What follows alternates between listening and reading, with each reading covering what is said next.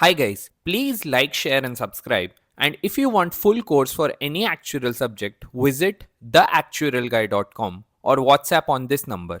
Thank you. Hello and welcome guys. In this video, I am going to be discussing the main strands of economic thinking that have emerged over time in the discipline, who have been the main contributors and what has been their thought process and what are the various uh, branches and pedagogy of economics that has developed over time, right? So we'll be going into the story of economics as it developed after the 18th century. So modern economics uh, initially started from a discipline which is called as or a branch of economics that is called as classical economics, and this was prominent around 18th to 19th century, and the father of modern economics is regarded as Adam Smith. He was the one who originally created this theory. So as per this theory, let's first understand what is the context that he was coming from. So this was a time when feudalism was fading, feudal lords and kings were going away, and modern economies were coming up. uh, these can be characterized as early democracies. There was trade expanding, so international trade had started significantly, and there was a need of new economic ideas. uh, Adam Smith, as I told you, is known as the father of modern economics, and he wrote his book Wealth of Nations. Uh, so he had an idea which was called as an invisible hand, which basically meant that economic activity happening on its own is self-balancing and has a positive social outcome, right? So when people or individual acts in their self-interest, they automatically create positive social outcomes for the society. That was his idea. For example, a baker who is just baking bread uh, to earn a living is doing good to the society, that is, he is providing food, which is quite intuitive, right? But this is just the first level of idea. The idea of invisible hand was particularly that markets are self adjusting and self correcting. So markets naturally regulate themselves, and for example, if in a market unemployment rose, wages would automatically fall. And once wages fall, so wages are the price of labor, as we had discussed in the previous lecture. This would encourage the demand of labor to go up, right? So businesses would hire more workers because the price has fallen, so the demand will rise. That is something we discussed, the inverse relationship between price and quantity demanded. So here in the labor market, what would start happening is that workers would start getting hired again because workers are cheaper now, and this would just restore balance because unemployment has fixed itself, right? So this was the sort of premise that Adam Smith came from, that markets are self correcting because of the mechanisms of demand and supply. Uh, any change, because it has a price impact, it reverses itself just this way, right? Unemployment leads to fall in wages, which increases employment, right? Self correcting. But there was a fundamental problem with his analysis. It was just too simple. That was the problem with it. See, what happens is that uh, while markets are self adjusting, that is true, but there are a lot of frictions in real world economies, right? uh, what kind of frictions? So let's say if unemployment rises, there can be a friction on the wages falling. How so? It might be that the wages are already low and they cannot fall further, because lower than this, it would be lower than the subsistence wage. It would be lower than the wage that workers need in order to survive. So the wage won't be able to fall any further, and this would mean that either the wages don't fall or they fall very slowly. When this happens, so what is happening is that you have unemployment, but with along with wages not falling, right? This is where the problem starts. Then what happens?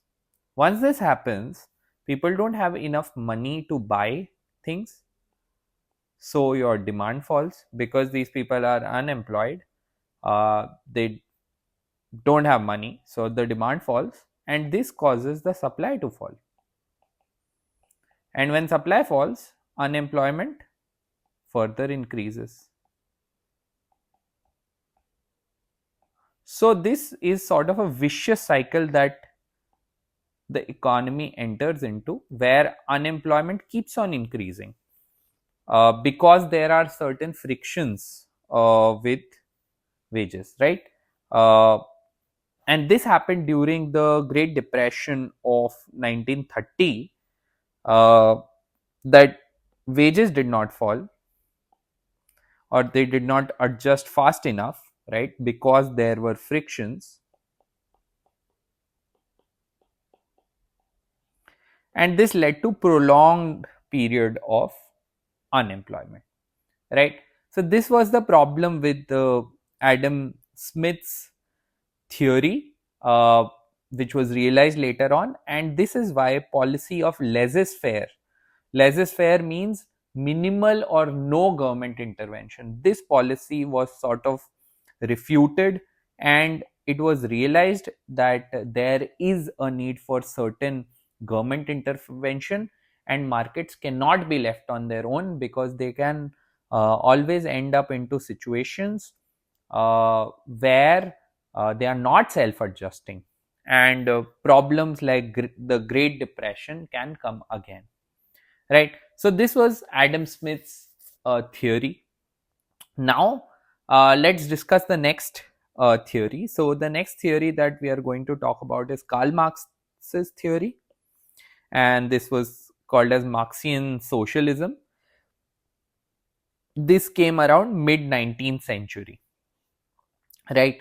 So what happened during this time is that 19th century was the era of industrialization, right? Factories were booming, but while the capitalists, people who were the owners of these factories, were making a lot of money, workers were living in very poor condition and they were being exploited, right? And Karl Marx realized that capitalism is an unfair system, right?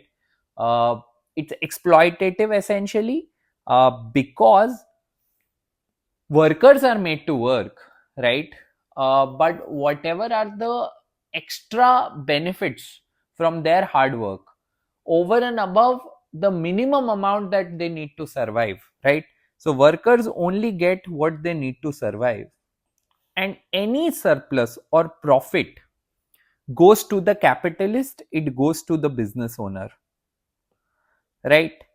That is what Karl Marx theorized, and this was based on his labor theory of value. That is, everything, every product or service derives its economic value from human labor. Okay, so how did this work? Let me explain. So let's say if let's say a laborer can work, let's say 8 hours a day, right?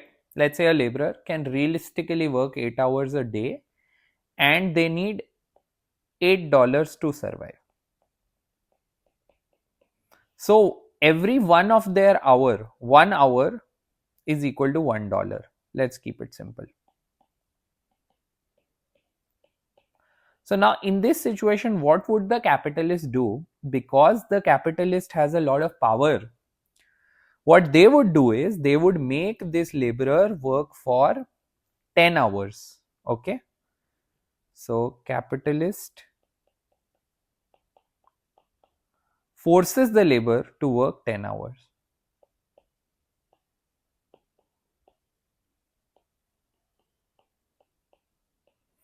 And the extra $2 of the benefit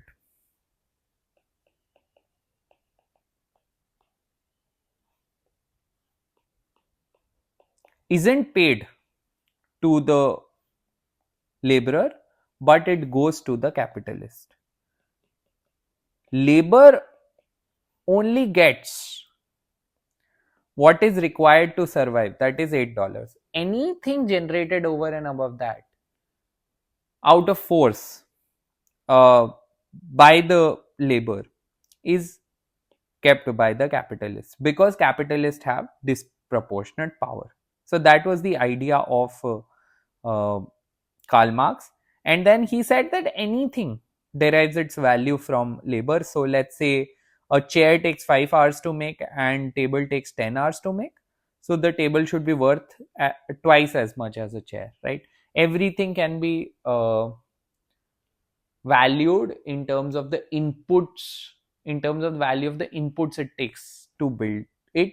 Another proposition, and which we will study later, says that anything derives its value from what human beings perceive its value to be, right? So gold in itself is costly because human beings perceive that gold is precious, right? Or diamonds are precious because human beings perceive a certain utility, right?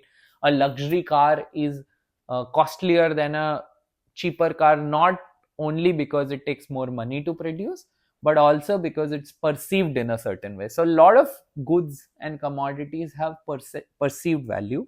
But Karl Marx's idea was that any commodity, any good, any service is valued at its input cost, right?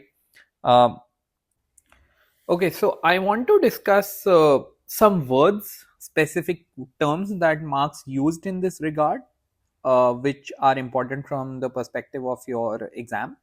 Uh, One is labor power, and the second one is surplus value. So, as I told you, Marx believed that everything in a capitalistic system is valued based on the number of labor hours that go into making that uh, good, right? Marx said that labor only gets paid whatever it requires for survival, that is a kind of subsistence wage, that is referred to as labor power. So labor power is the worker's ability to work, right? uh, and labor is the actual work performed, right? So whatever is the labor's ability to work, let's say it's 8 hours in a capitalistic system, and this we see a lot in the real world. Even though, you know, most people can just work for 8 9 hours, they are made to work for 10 hours, they are made to work for 12 hours.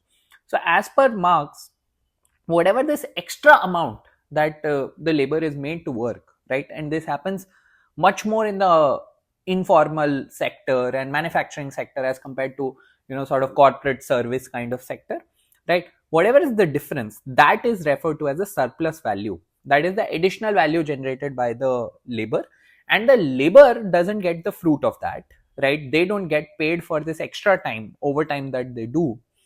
And this is kept by the capitalists. So capitalists pay only the labor power, which is the minimum that the labor needs in order to survive as per the norms of that country, as per the social structure, whatever, general societal understanding, cost of living and all that. And whatever is the extra amount they're working, that is the actual labor, right? uh, Minus the labor power, that is the surplus value, which is kept by the capitalist, right? So this is important. So consequentially, Marx said that see, if this is the hypothesis we work with, that labor will always be exploited and capitalists will keep on accumulating wealth because they get all the surplus, this would lead to monopolies, creation of monopolies over time. because essentially in capitalism, in a system where there are markets which are left to be free, uh, people would start specializing, and it would only be the person who's the best at doing business will be able to survive in a market. So competition would die out on its own, right? Let's say 10 people have started a certain kind of business of making furniture. One person will be the best at it and will be able to exploit the labor in the best way in order to generate the maximum surplus for himself or herself. And when they are able to do that, they will be able to outcompete everyone else, and this would lead to rise of monopolies, right? This is something we discussed in the previous lecture as well, that how capitalism leads to monopolies. Whoever is the best survives, and that leads to wealth concentration and monopolies. And then because workers are being exploited, the workers will get fed up, and they will undertake a revolution, right? They will rise up against their overlords, that are the capitalists, and then they would restructure the society, they would take over the society. So the only sustainable system as per Marx was socialism, where the state owns all of the assets, right? And the planning of economic activity and the execution of economic activity is the responsibility of the state, and the state decides everyone's work, and the state decides everyone's fixed wage, right? So that was Marx's idea, because if you let capitalism thrive, uh, it would lead to uh, formation of monopolies and exploitation of labor. So let's not let monopolies come about. Let's not let capitalism thrive. Let's establish socialism. He said that socialism was an inevitability, because workers would always get exploited under capitalism, and they would always conduct a revolution. That was his idea. Now, what is Marx's criticism, and why do we see capitalism thriving in today's world? So Marx was right that capitalism leads to growing inequality, and even if you see today, uh, in the most capitalistic nations of the world, there's a lot of wealth inequality, right? So in US, for example, three of the richest people, just three people, right? Three people. Who are these three people? Elon Musk, Jeff Bezos, and Mark Zuckerberg. I think these are the three richest people, right? These three people control wealth which is greater than 50%, bottom 50% of Americans.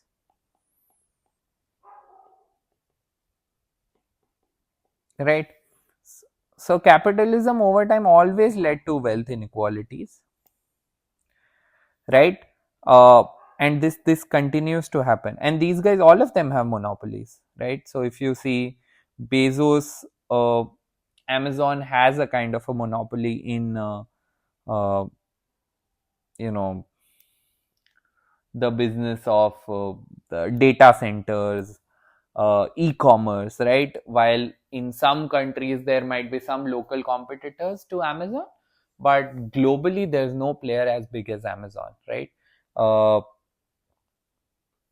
Facebook was a monopoly in social media, because it controls Instagram, it controls Facebook, it controls WhatsApp, right? So Meta is a kind of a monopoly, right? Elon Musk has a monopoly business, which is SpaceX, right? Tesla is also practically like one of the largest, or a very big player in uh, electric vehicles, right? So these guys have kind of a monopoly. But over time, what has happened is that capitalism has adapted, and through labor laws, through social welfare, through progressive taxation, uh, capitalism has been able to delay the collapse of economies, delay or prevent worker rebellions, because societies sort of guarantee minimum wage, they guarantee healthcare, education, they charge higher taxation to richer people, right? Because of all of that, even the poorest are able to survive and they don't conduct a revolution, right?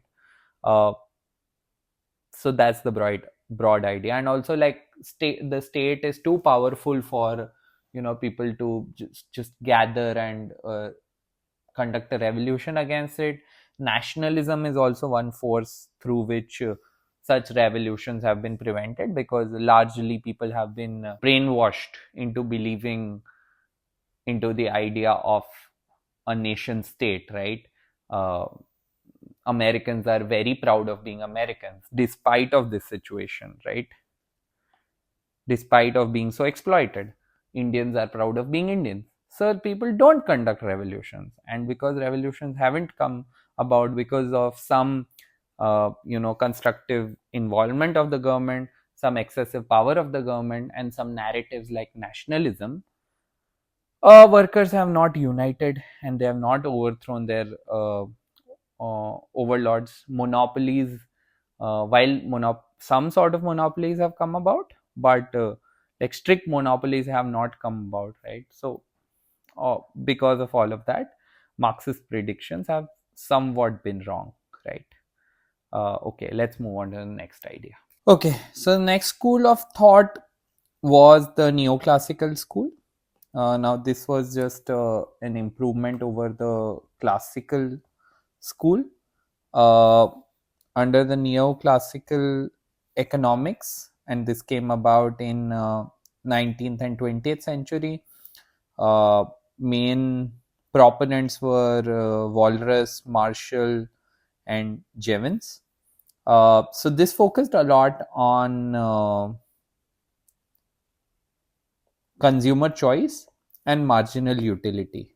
So it talked about consumption from a utilitarian point of view, and I think I've discussed this before as well.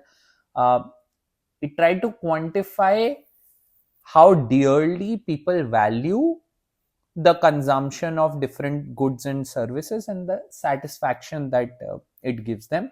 That is quantified in terms of utility, right? And marginal utility then means the additional satisfaction that a consumer gets from consuming one more unit of a good, right? This is something we talked about, right?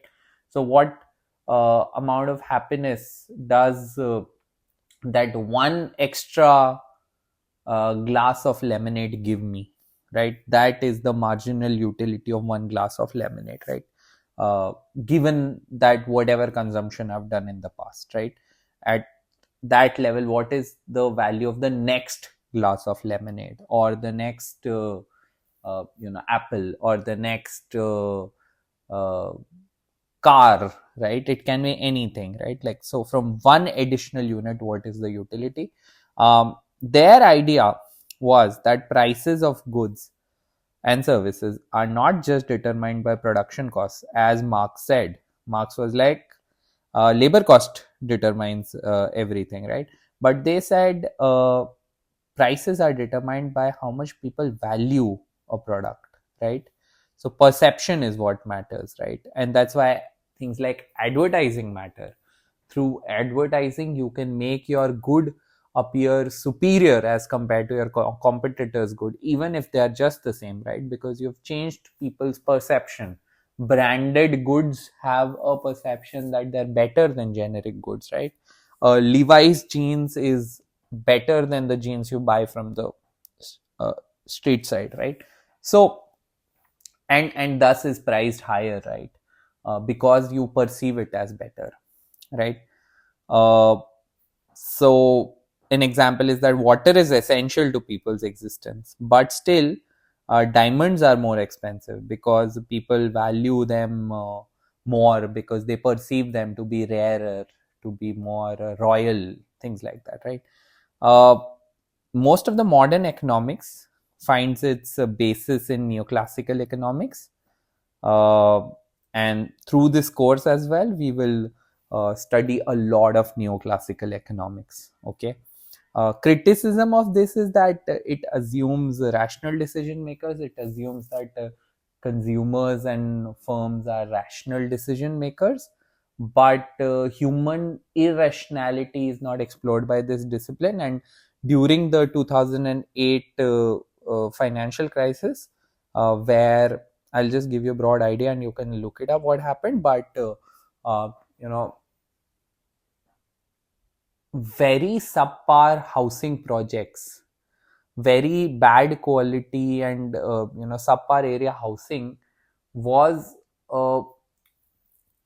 sold by one person to the next and to the next, so on and so forth, every time at an inflated price. And then derivative contracts were created uh, and valued based on that, uh, taking a bet on the fact that these people will not default on those loans, right? Uh, and these derivatives were sold, bought and sold between people. That was the source of the 2008 crisis. What are derivative contracts? Derivative contracts are essentially bets which derive their value from the value of some other underlying asset. In this case, there was a house, okay, and then someone took a loan on it, and then the derivative was based on that this loan. So someone, so there are two people here, okay, person A and person B. So person A told person B that, look, if this person defaults, I will pay you £10, let's say, okay. If this person does not pay the loan, right, that they have taken, this house loan that they have taken, I will pay you £10, right? So they have betted on the fact that this loan will default or not. I'm oversimplifying it, but that is broadly the idea here, right? So a derivative contract is entered between the two of them, and then this derivative contract is circulated a bit throughout the economy. Different people buy and sell it, right? Uh, so this is one thing that was happening, and then here on this side, loans were being taken by people who did not have the capacity to pay them, uh, and then the value of these houses were inflated unnecessarily. They were worth much less, but one person used to sell to the other person for 50,000 pounds, let's say, and then the he used to sell to the next person for 100,000 pounds, let's say, and then he used to sell to the next person for 200,000 pounds, let's say, and bigger loans were taken, and bigger value of derivatives were created just to profit from this entire thing, right? Like this appreciation, these derivatives, they were all meant to fulfill people's greed, right? Rational people wouldn't do such a thing, right? Because these people did not have the ability to pay the loan, right? So if you would be rational, you would know that not to bet on it.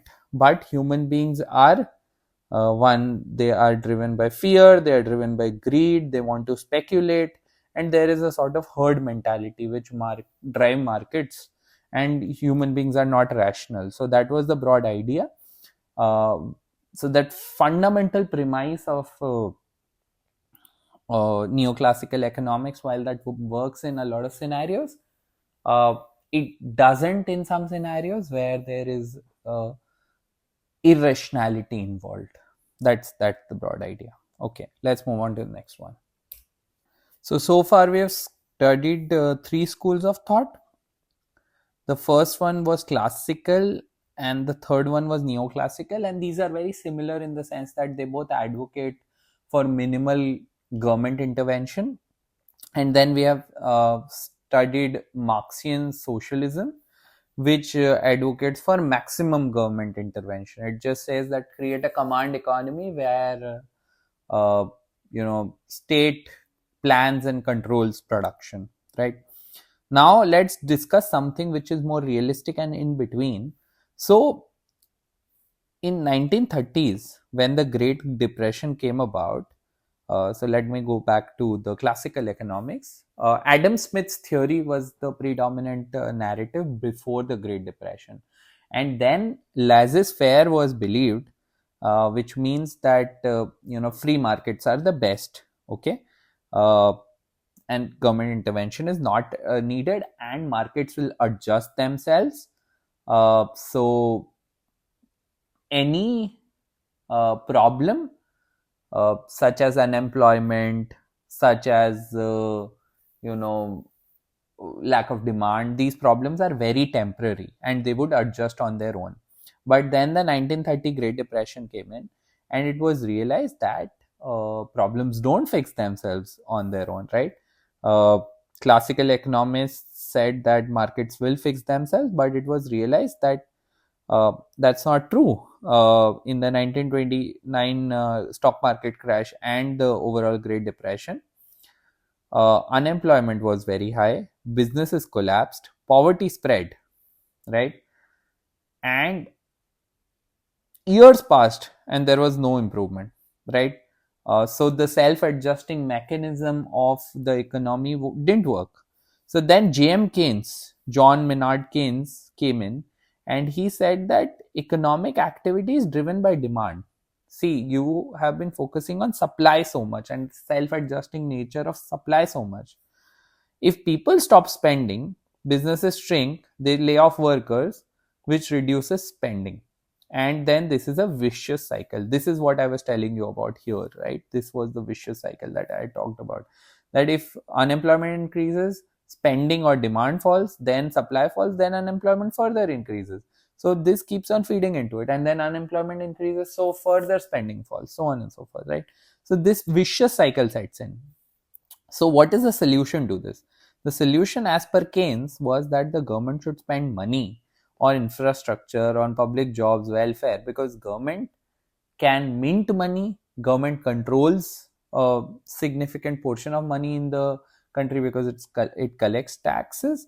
So to kickstart the economy, to give like a spark to the economy, what the government needs to do is it needs to spend a lot during these times when there is specifically depression. So once the government does this, people have made enough money, right? Like one and uh, they will start demanding, and then businesses will start supplying, and then unemployment will go away, and then wages will pick up, everything will work out, right? uh, Example of this, that after World War II, government spending on rebuilding economies led to rapid growth and low employment, right? So post World War II was one of the best periods in world economics. There was a huge boom because the war had led to a lot of innovations. A lot of countries were competing with each other, right? And that led to a lot of innovations. And then post-war, because a lot of rebuilding had to be done, there was a lot of spending by government, and because governments were spending so much, there was rapid growth and low unemployment, right? uh, Keynesian policies still shape how governments respond to recessions today. So it's still a very prominent and important branch of economics. Uh, while most of our microeconomic analysis will be neoclassical, so in this course, whatever we study, microeconomic analysis will be neoclassical. Our macroeconomic analysis, a significant portion of it, will be Keynesian, because Keynes dealt with uh, economy as a whole and government intervention. So that's a very macro aspect. And by the way, the word Keynesian comes from uh, J.M. Keynes's name, right? If you didn't realize that, right? So now there were certain extensions of the Keynesian school, right? So there was a new neo-Keynesian, post-Keynesian, and schools. These two schools were an extension of the Keynesian school, right? So in 1950s and 70s, uh, Keynesian economics worked, but it lacked mathematical models, right? So Hicks came in, John Hicks, and he developed the ISLM model, and this is a model that we'll cover uh, to explain how government spending and interest rate interact with each other, right? So the government basically does not have just one device, which is spending, which we just discussed. It also has interest rates. If the government increases the interest rate, it becomes difficult for people to borrow, and then the spending reduces. But if the interest rate in the economy through the central bank, right? Different countries have different central banks, which is the government's banker, and it controls the entire banking system. In India, you have the Reserve Bank of India. In US, you have the Federal Reserve System. So if the central bank or the government reduces the interest rate, then this implies that the demand or people's ability to borrow is impacted first. So people can borrow more easily. So borrowing goes up, and that means that your spending or demand improves, right? This can also kickstart the economy in a depression, right? So this can be another way that government can deal with a depression kind of a situation, that is they reduce their interest rate, right? uh, and this relationship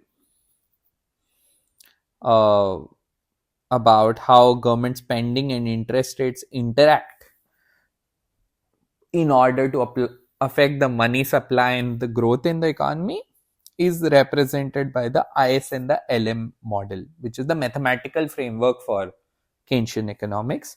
So the IS curve represents the relationship between government spending and growth. So if government spending happens, IS curve shifts to the right and growth happens. We'll discuss about this in a lot of detail later on, but just telling you broadly what these curves represent. And LM curve shows how raising interest rate makes borrowing expensive and slows growth, right? So this is a set of models that John Hicks created.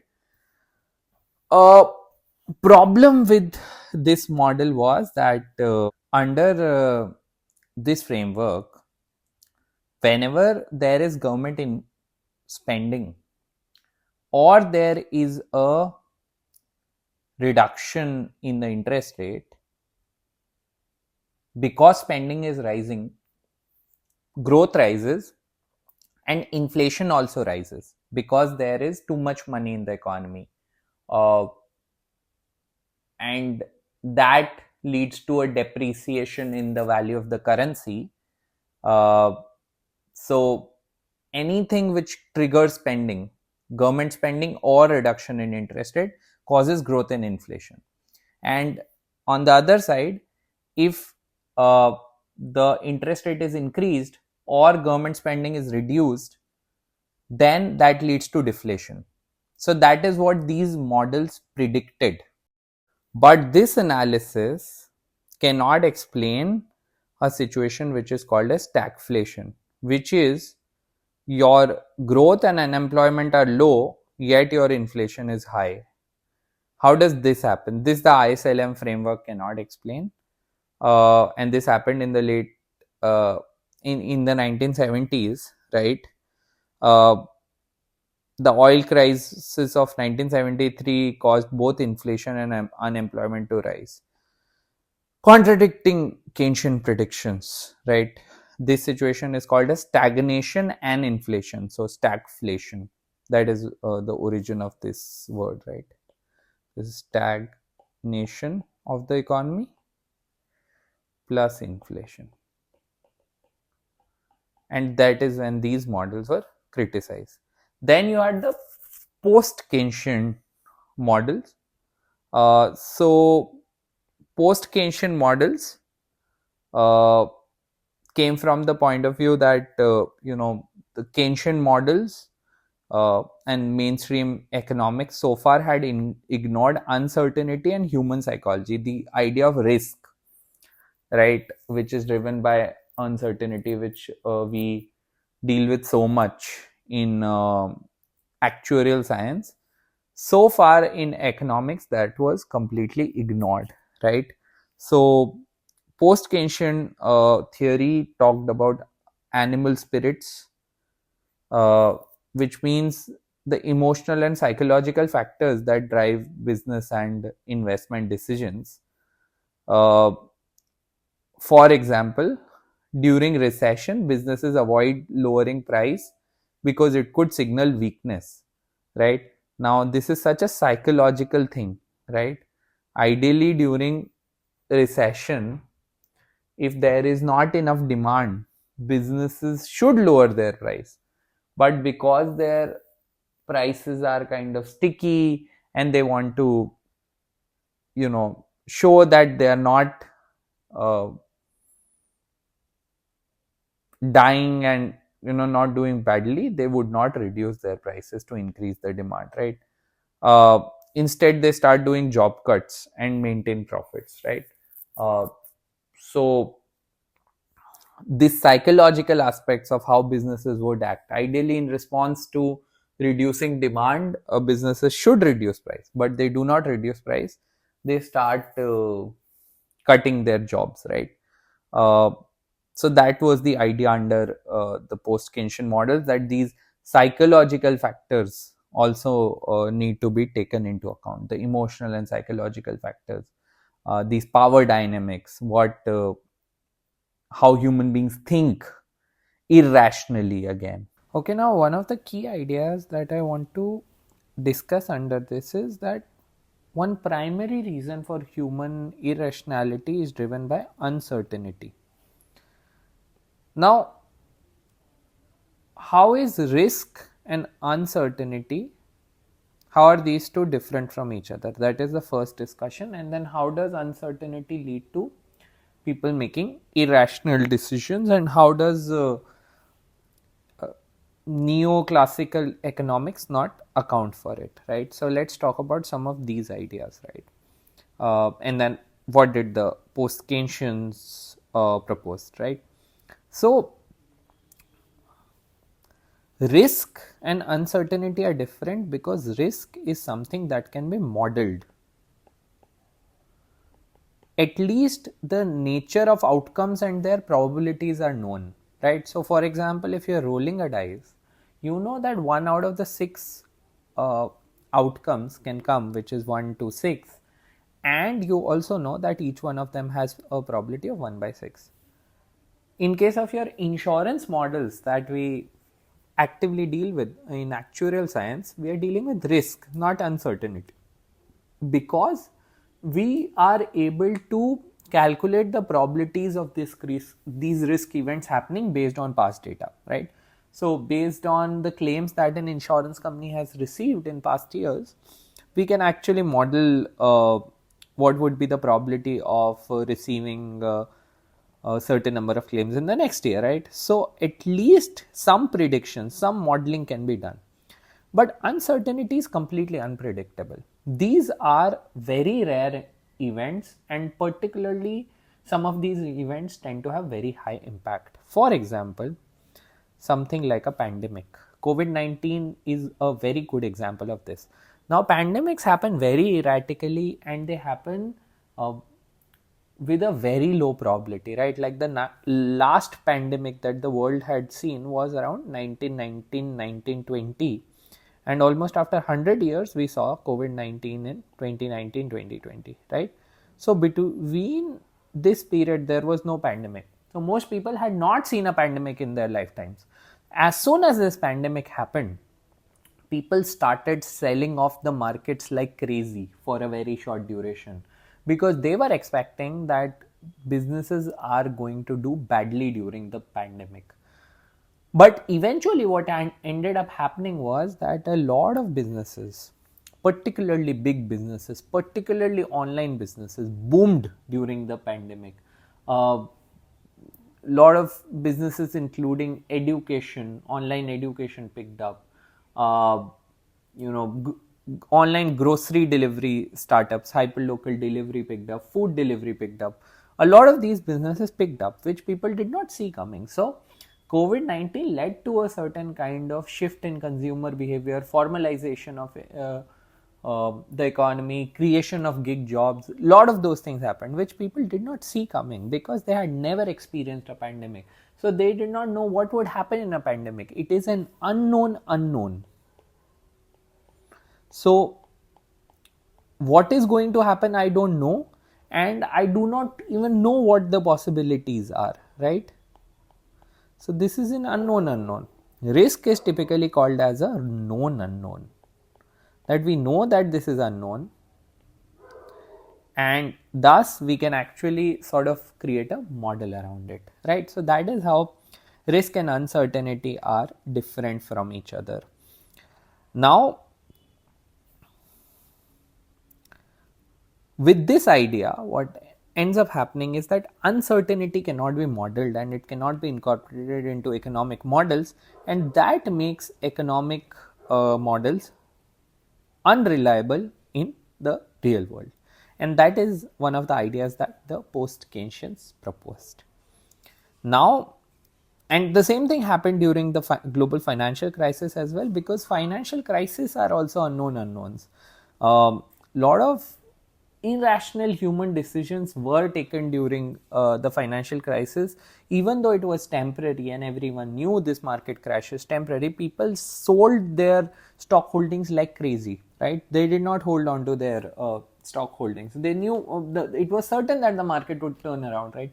But people did not have enough patience, right? So that is the problem with uncertainty, that is unknown unknowns, right? Now let's talk about the next set of models, which is new classical economics. So uh, there is a constant, sort of branch of economics which ran throughout history, and it started with classical, then you had neoclassical, and then eventually you had new classical, right? So this whole classical idea was always leave the markets alone, okay, don't intervene, right? It changed its form, the explanations changed, but the fundamental idea was that capitalism works, don't intervene in the market, right? And here, under the new classical economics, what was said was that by this time, by the 1970s, Keynesian economics had become dominant, and that dominated the policy, and government started intervening in order to subvert crises in uh, markets, right? So something called as a rational expectations theory was introduced. So what did this said? What did this say? This said that people anticipate any government action, so policies do not work as intended. Okay, what does this mean? Okay, let's say if the government is trying to boost spending,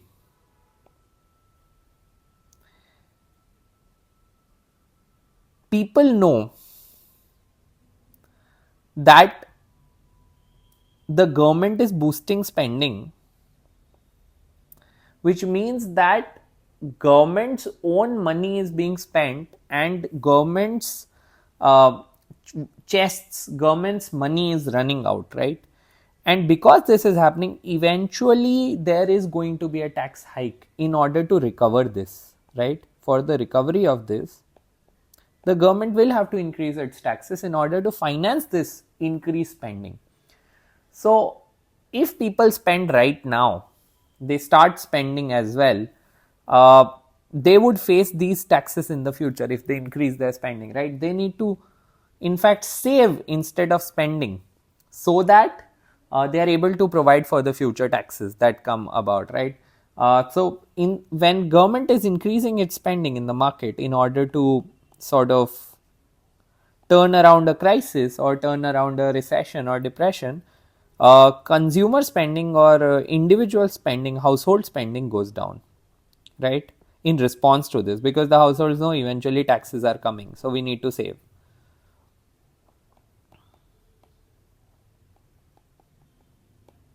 Right, and thus this effect balances off and the government's action would not work, because households have some rational expectations. So again, this is another rationalist school which talks about expectations, just how earlier classical schools talked about and assumed rational agents, right?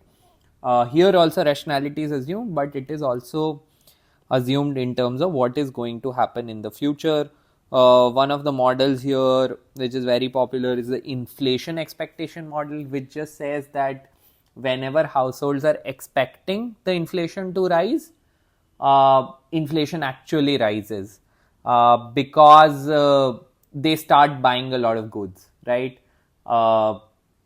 Because they're expecting that soon the prices are going to rise, so might as well buy and hoard things right now, and they end up increasing the demand, and that increases the prices, right? So this is sort of future looking rationality, right? That is the kind of models that are discussed under new classical economics, and this school is still going on, right? So it's uh, still being built on. There is a real business cycle theory under this that argues that economic fluctuations are natural. So, as I had shown you in the original first lecture of this subject, that your national income with time looks somewhat like this.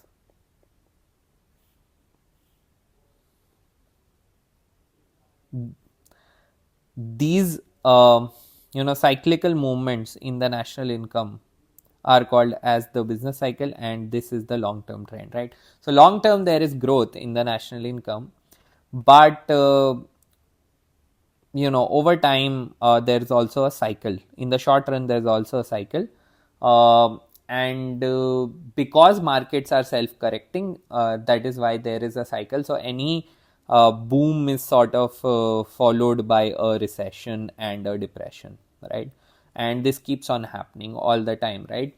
So this school argues that economic fluctuations are natural, and they're driven primarily by technological changes, right? Like actual productivity matrix is what determines these change these cycles. They can be technological changes or socio-cultural changes, things like that. Government policy does not influence these things, right? So there now is a transition post the COVID pandemic onto a lot of online businesses, right? So that is a technological change. Now AI is coming in, that is a technological change, right? So these are what drive economic fluctuations, right? But government policy does not work. So any classical school, whether that's classical, neoclassical, or new classical, all of them argue for less government intervention, and any Keynesian school comes up with ways in which the government can intervene. That is the broad theme, that has been the broad idea here, right? Now, what is the criticism of this? This assumes that people are always act rationally, as did earlier schools, but that is not true. Earlier classical schools, and that is not true. It ignores real world panics and speculative bubbles, right? But these come about, and their government needs to intervene. That's the idea. Then the last school that I want to talk about is the Austrian school. Again, this is very much an extension to the classical thought. Here again they say let the market work, don't intervene. It rejects government intervention entirely. Ludwig von Mises and Friedrich Hayek were the sort of leaders or founders of this revolution. They said government does not have knowledge or efficiency to allocate resources, central planning does not work, right? So they were basically, these guys were anti-Marx. They are saying exactly the opposite of what Marx said, right? Marx said plan, government controls everything. These guys said kick the government out, government doesn't know anything, right? They do not have knowledge or efficiency to plan.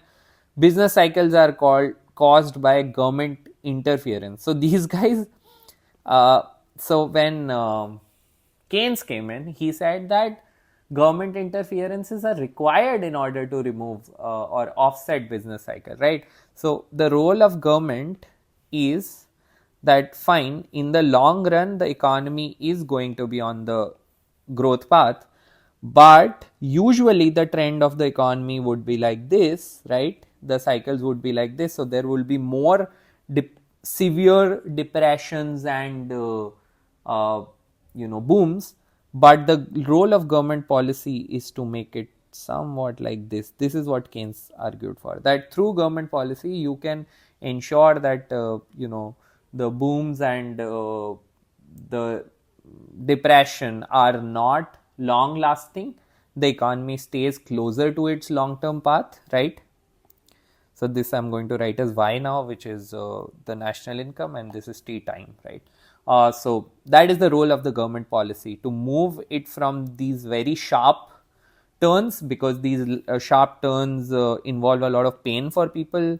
At these points there is very high unemployment, and a lot of people may not be able to survive such periods, right? So Keynes argued for such a model where you have government interventions to turn the cycles into less extreme and less painful for people, right? So that was the idea. And also note that while this area, these peaks do not seem problematic, but if you have such peaks, by design you will always have such dips as well. They complement each other, right? So Keynes said that the government's role is to sort of reduce the peaks, but then the Austrian guys were just the opposite in terms of what Keynes and Marx were saying. Here they said that the fact that there is an extreme business cycle is in fact caused by the government interference. Government is itself causing this, right? If the government lowers the interest rate a lot, right?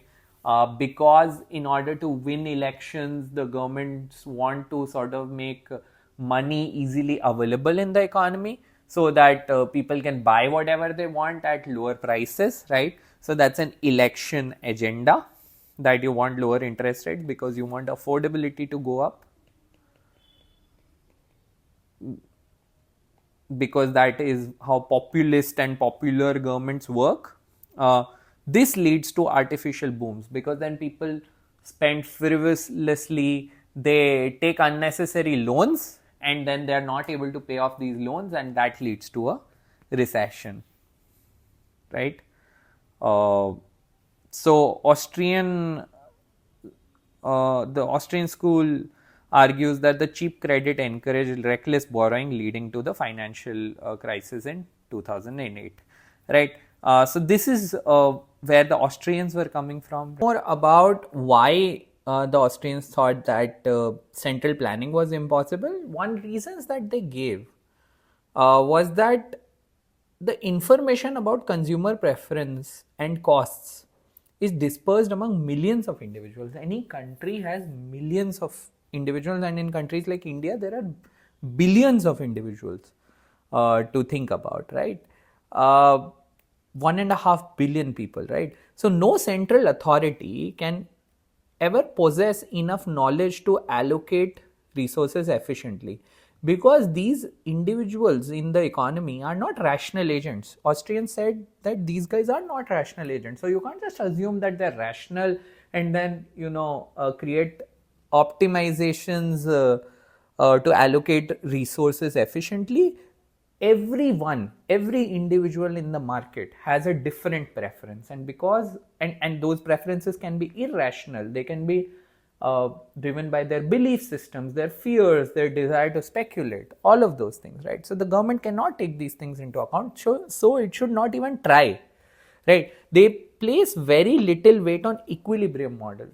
Most models in neoclassical economics and classical economics were optimization models, right? They would be, for consumers, they would be optimizing utility.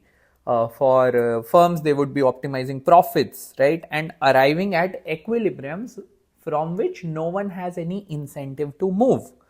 But the Austrians said that economics and economies are dynamic and ever changing.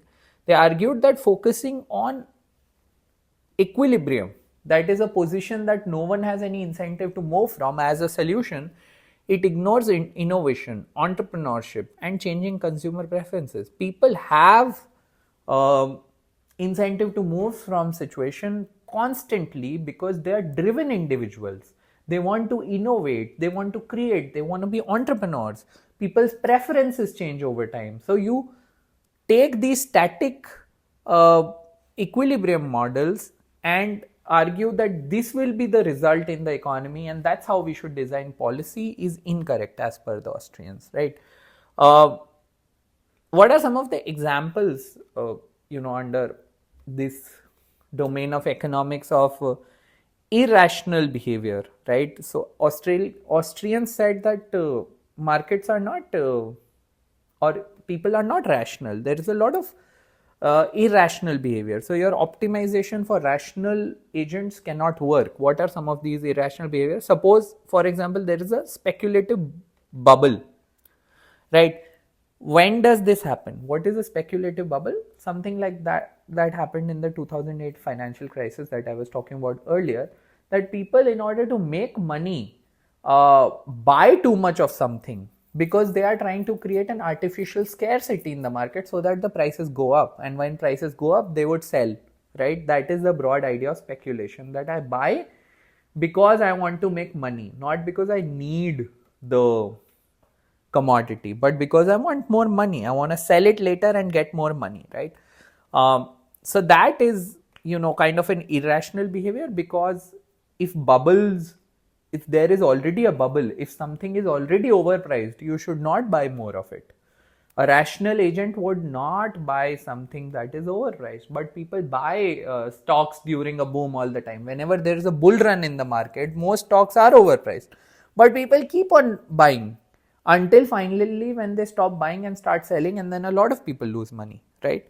So that happens in the real world markets.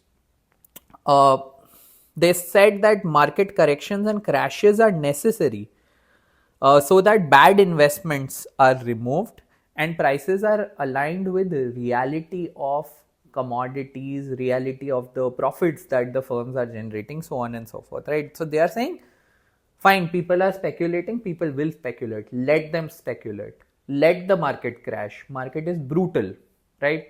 When the market crashes, the price will automatically come at its correct level, right? What happens in a stock market? Anything is valued at a fair value because let's say a company's share, right? A company's share is the present value of all the future profits that it would be generating, right? That is the idea, and market should price it correctly, right? So that's the broad idea. But during these bull runs, during these speculative bubbles, the markets tend to price commodities very high, right? And then how does a correction happen? At some point, a lot of people realize that this is overpriced, so they start selling, and market crashes very fast, right? In 2025, early 2025, this is what is happening right now in the market, right? So because shares are overvalued, they are crashing, right? And then eventually the prices are going to come at the right level that they should be, the long-term average levels, right? So Austrians said this is a good thing. Government should not bail out people. Government, when crashes happen, as they happened in 2008, government should not be, paying to rescue banks. If banks issued debt to people who are,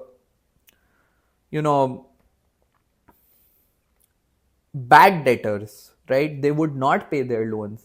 It's the bank's fault. Let it suffer. If people put their money into a bank which was doing such a thing, it's people's fault, right? So that's what the Austrians kind of argue. But the fact is that governments need to intervene in order to maintain people's faith in the economy, right? So that's the counter argument. Now, finally, as to government intervention, what is the Austrian view? So, for legal frameworks, the Austrians say that government should not should enforce contracts. Okay, if two people have entered in a contract, the government needs to enforce that through its court of law, right? If someone has agreed to sell a commodity to someone else 3 months later at a given price, they are liable to do it. And if they don't do it, penal action should be taken against them. Austrians are okay with that, so that fraud doesn't happen. But government should not directly intervene in the market, right? They should not you know uh, sort of restrict people from making contracts, right? uh, on regulation, Austrians oppose regulation. They say that markets are self-correcting, and they in the long run impose regulation on themselves. So the example here is that a lot of stock exchanges, even before they were regulated by government, the stock exchange had their own regulatory body. They regulated all the market participants themselves, right? This happened in case of the London Stock Exchange or the New York Stock Exchange, that they had their own regulations, right? So as per the Austrians, the regulation tend to come internally from the market. The external regulation of government is unnecessary and harmful. Okay. And on monetary policy, what is monetary policy? Monetary policy is basically the uh, policy of the central bank of the government as to what should be the rate of lending, what should be the rate of borrowing in the market, right? How much money should be there in the money supply of the country, right? So these things like these are called as the monetary policy, and we will discuss about this in a lot of detail. Austrians say central banks should not manipulate interest rates, right? Because if the interest rates are too low, then it's easy for people to borrow, and then they will borrow and use that money to speculate in the market. They will use that money to buy stocks. They will use that money to buy very risky assets, which will eventually lead to an inevitable crash, right? So borrowing should not become this easy. If borrowing becomes too easy, right, borrowing rate should stay at the market rate. If the government makes it too easy to borrow, if they lower the interest rate too much, this would lead to an artificial boom. And if artificial unsustainable boom comes in, then the economy crashes after that, right? So they thought that the government intervention was very harmful, right? And then the criticism of this is that it rejects all regulation, even if it could prevent fraud and financial instability. They said don't regulate, right? But then the problem is that there are a lot of scams, there are a lot of frauds in the market. A lot of smart people are able to game the market, right? This was seen with the crypto markets, where the regulation was minimal, and then the hackers came in and they started stealing from big exchanges, and a lot of exchanges like WazirX lost a lot of money. Then with crypto markets, a lot of people have lost a lot of money. So without regulation, markets tend to go haywire, and that is the criticism of the Austrian school, because they say let the markets work, let there be no intervention, right? So that is the idea here under the Austrian school, but it doesn't work, because we have seen crypto markets with minimal intervention, where letting the market be does not work. Okay, so yeah, that's my discussion on various economic schools.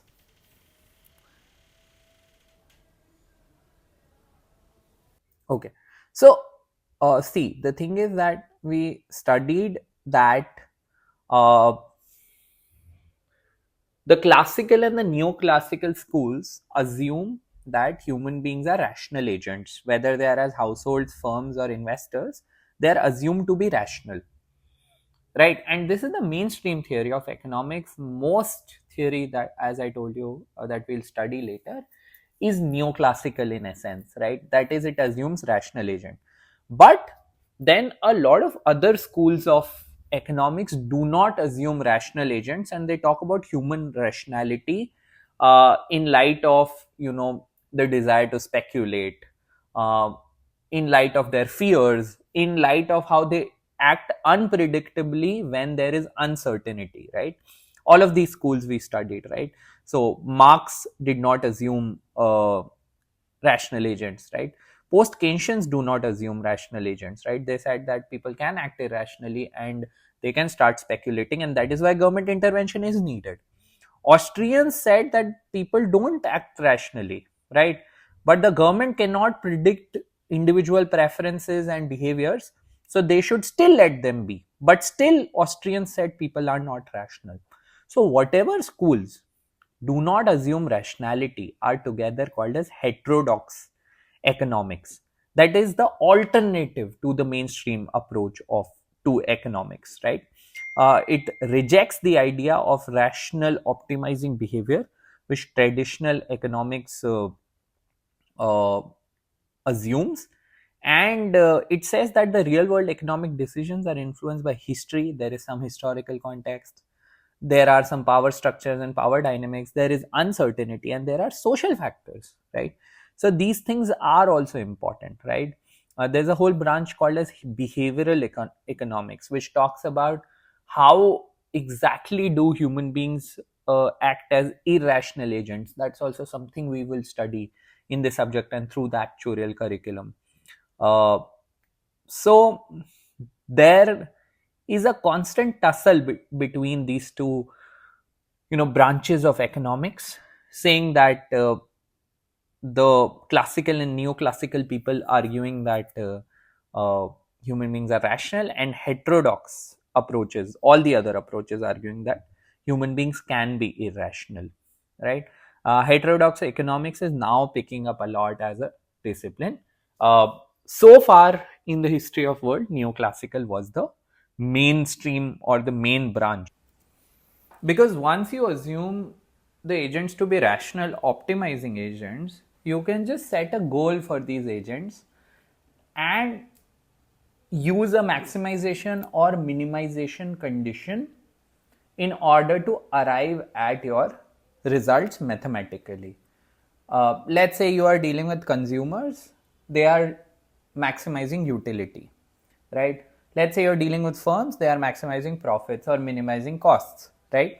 Uh, Once you assume that, you can just use differentiation in order to arrive at a maxima and find algebraic expression for what each one of these agents would be doing, and that made economics very mathematical, and a lot of people from other domains such as physics, mathematics entered this discipline, and they completely controlled this discipline.